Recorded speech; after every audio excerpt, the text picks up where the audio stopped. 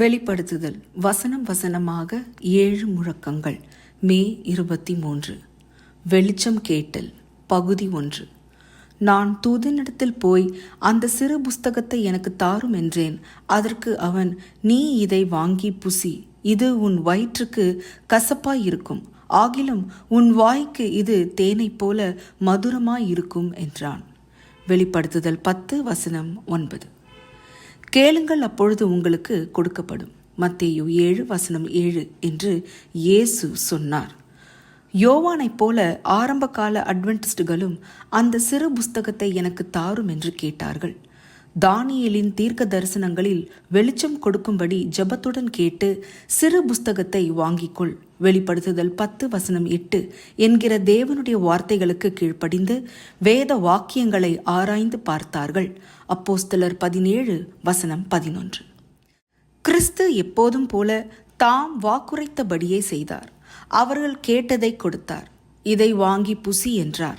அதே போல தேவன் எசேக்கியலிடமும், இந்த சுருளை நீ புசித்து, நான் உனக்கு கொடுக்கிற இந்த சுருளை நீ உன் வயிற்றிலே உட்கொண்டு அதனால் உன் குடல்களை நிரப்புவாயாக என்றார். எசேக்கியல் 3 வசனங்கள் 1 மற்றும் 3. இதன் அர்த்தம் என்னவென்பதை கர்த்தர் பின்னர் விளக்கினார். நான் உன்னுடனே சொல்லும் என் வார்த்தைகளை எல்லாம் நீ உன் செவிகளாலே கேட்டு உன் இருதயத்தில் ஏற்றுக்கொள். வசனம் 10. எரேமியா தீர்க்கதரிசி இவ்வாறு சொன்னார். உம்முடைய வார்த்தைகள் கிடைத்தவுடனே அவைகளை உட்கொண்டேன். உம்முடைய வார்த்தைகள் எனக்கு சந்தோஷமும் என் இருதயத்துக்கு மகிழ்ச்சியுமாயிருந்தது. எரேமியா 15 வசனம் 16. ஆரம்ப கால அட்வென்டிஸ்டுகள் 2300 நாள் தீர்க்க தரிசனத்தை உட்கொண்ட போது இதே போல அவர்களுக்கு எவ்வளவு மகிழ்ச்சியாக இருந்திருக்கும். உண்மையில் எசேக்கியேல் அந்த சுருளை உட்கொண்ட போது அது அவர் வாய்க்கு தேனை போல தித்திப்பாய் இருந்தது போல. எசேக்கியேல் 3 வசனம் 3. அட்வென்டிஸ்டுகள் அதை உட்கொண்ட போது அது அவர்கள் வாய்க்கு தேனை போல மதுரமாய் இருக்கும் என வெளிப்படுத்துதல் 10 வசனம் 9 கிறிஸ்து தீர்க்க தரிசனமாக சொன்னார். நம்முடைய ஆர்வத்தை பூர்த்தி செய்வதற்காகவும் புறநிலை உண்மைகளை அறிவதற்காக மட்டுமே தேவனுடைய வார்த்தையை ஆராய்ச்சி செய்யக்கூடாது. வேதாகமம் நம் இருதயத்தையும் குணத்தையும் மாற்றுவதற்காக கொடுக்கப்பட்டுள்ளது. நமது தினசரி ஜெபம், எங்களுக்கு வேண்டிய ஆகாரத்தை இன்று எங்களுக்கு தாரும், மத்தேயு 6 வசனம் 11 என்பதாக இருக்க வேண்டும். பூமியில் தம்முடைய நோக்கம் பற்றி இயேசு பின்வருமாறு அடையாளமாக அதையே குறிப்பிட்டார்.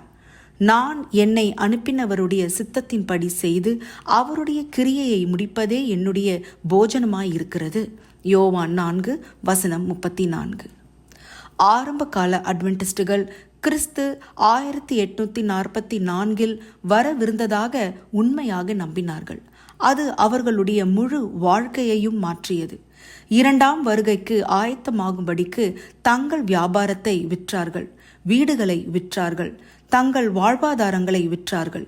இன்னும் ஒரு சில வருடங்களில் இயேசு தங்களை வீட்டிற்கு அழைத்து செல்ல போகிறார் என்பதே அவர்களுடைய ஒவ்வொரு சிந்தையிலும் செயலிலும் நிரம்பி இருந்தது.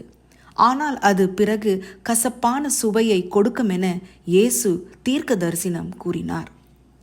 பிதாவே, எனது வாழ்க்கையின் ஊட்டமாகவும் பாவத்திலிருந்து சுத்திகரிக்கவும் உம்முடைய ராஜ்யத்திற்கு நேராக என்னை வழி நடத்தவும் உம்முடைய வார்த்தைகளை கொடுத்தருளும்.